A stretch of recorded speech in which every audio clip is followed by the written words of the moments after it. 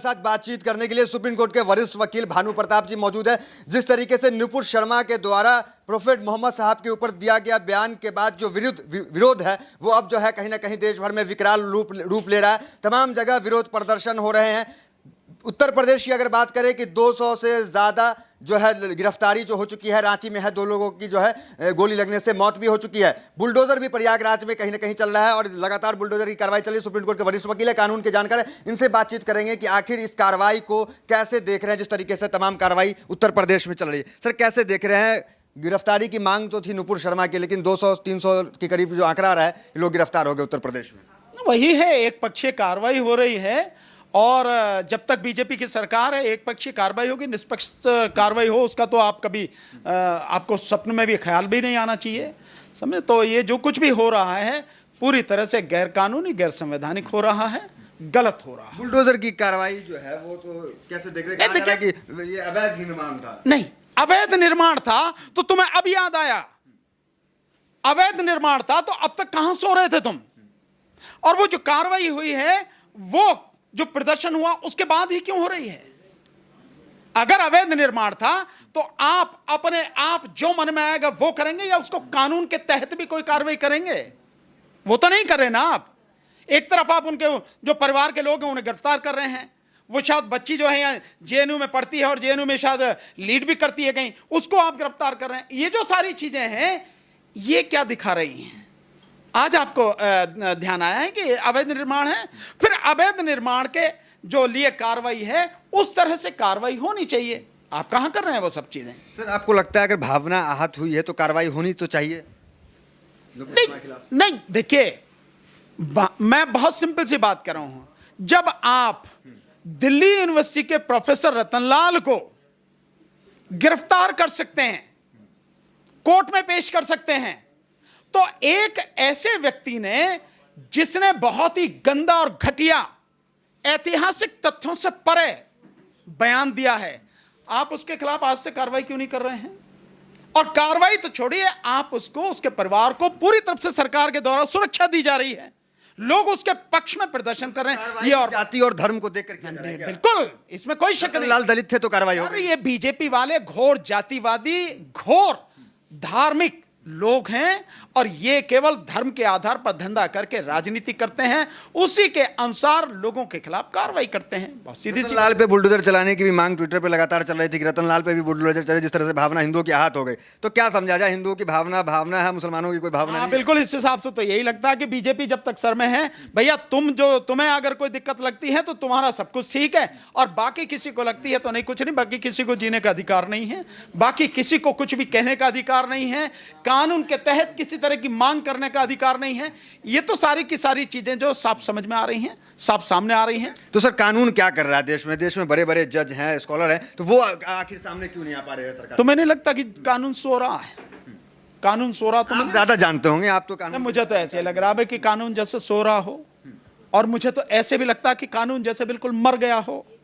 ये बात पूरी तरह से सिद्ध हो रही है कि जिसके हाथ में सरकार है, जिसके हाथ में ताकत है, जिसके हाथ में पैसा है, या यूं कहें कि जिसकी लाठी भैंस उसी की, तो भैया वही सब कुछ है, वही अदालत है, वही पुलिस है, वही सब कुछ है। जो मन में आए कर दें, तो कानून तो इसी हिसाब से चल रहा है। मुसलमान क्या करे? माफ कर दे, नबी भी माफ कर दिया करते थे, तो क्या करें? नहीं, देखिए बहुत सीधी सी बात है, मुस्लिम समाज हो या schedule caste, schedule tribes, OBC समाज हो, इन लोगों को समझने की यह जरूरत है कि तुम्हारी लड़ाई क्या है।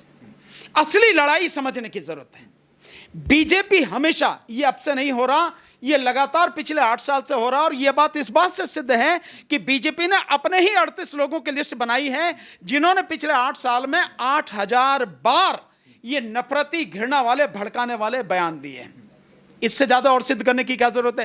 तो जो बाकी लोग हैं उनको यह समझने की जरूरत है कि बीजेपी को सत्ता से हटाना उनका एकमात्र और अंतिम लक्ष्य होना चाहिए, और इसके लिए उन्हें जो रणनीति बनानी चाहिए वो रणनीति बना के उस पर काम करना चाहिए। और इसमें मैं कह रहा हूं बार बार कि इस लड़ाई को ना लड़के जिसको वो लड़ रहे हैं, उन्हें लड़ाई लड़नी चाहिए ईवीएम के खिलाफ, उन्हें लड़ाई लड़नी चाहिए भारतीय जनता पार्टी को सत्ता से बर्खास्त कराने के लिए। बीजेपी को सत्ता से हटाए बगैर इस देश में शांति आने वाली नहीं है।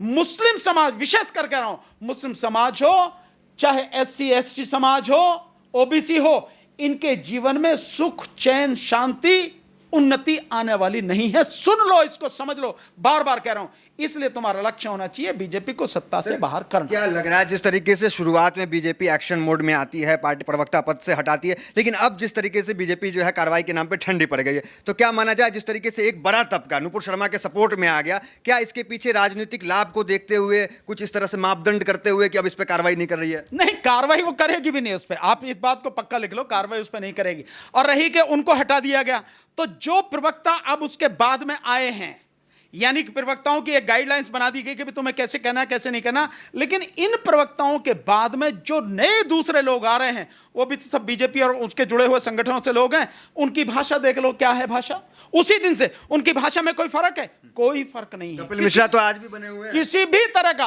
कपिल मिश्रा हो या कोई हो, मैं कह रहा हूं, और जो दूसरे आए हैं जिनके नाम भी शायद आपने ना सुने हो, वो सब लोग आके बैठे हैं, वही भाषा बोल रहे हैं। सो बीजेपी के पास में इस तरह की भाषा बोलने वाले लोगों की एक लंबी कतार है।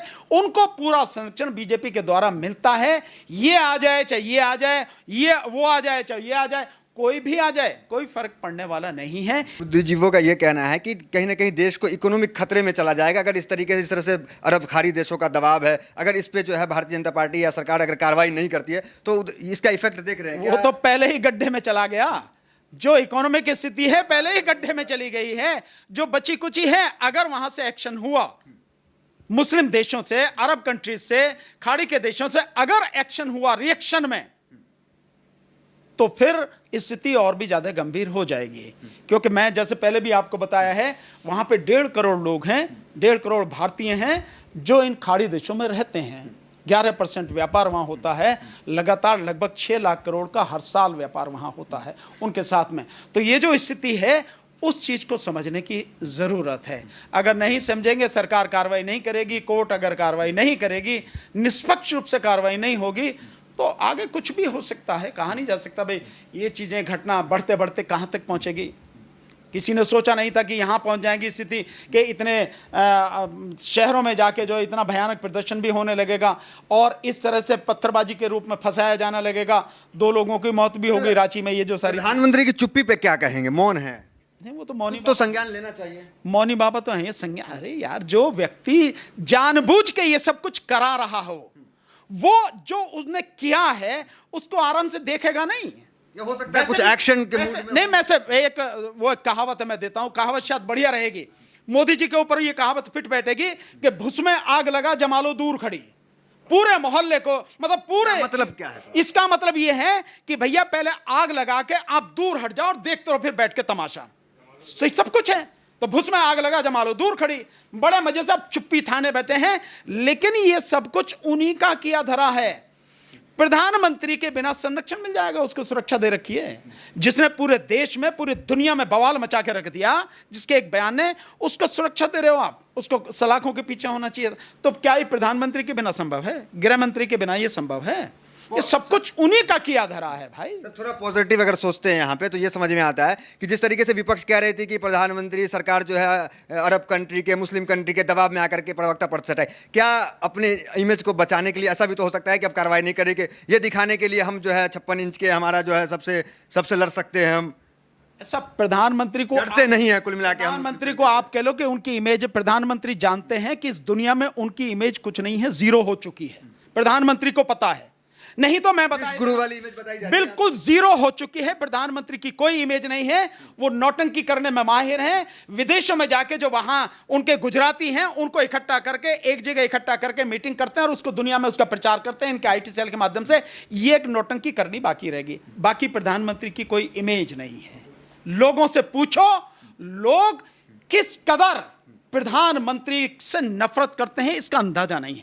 उनको भी पता है। IB के माध्यम से रिपोर्ट तो ले रहे होंगे, वो सब मालूम है। आखिरी सवाल सर, क्या कार्रवाई बनती है? कानून के जानकार हैं आप, कानूनी हिसाब से क्या कार्रवाई नुपुर शर्मा? मैं समझता हूं, मेरे हिसाब से तो जिस तरह से देश का अपमान किया जा रहा है, अपमान किया गया है, और जिस तरह से देश के सामने एक गंभीर परिस्थिति आके खड़ी हो गई है, जिस तरह से खाड़ी देशों में सामान का बहिष्कार किया जा रहा है, वहाँ रहने वाले भारतीयों को निकालने की बात की जा रही है। उनका जीवन, उनका रोजगार, उनकी नौकरी, उनका व्यापार खतरे में पड़ गया है। ऐसी स्थिति में कम से कम राष्ट्रीय सुरक्षा कानून के तहत कार्रवाई होनी चाहिए, यूएपीए के तहत कार्रवाई होनी चाहिए। उसको अरेस्ट करके सलाखों के बीच में डाला जाना चाहिए, लेकिन डलेगी नहीं।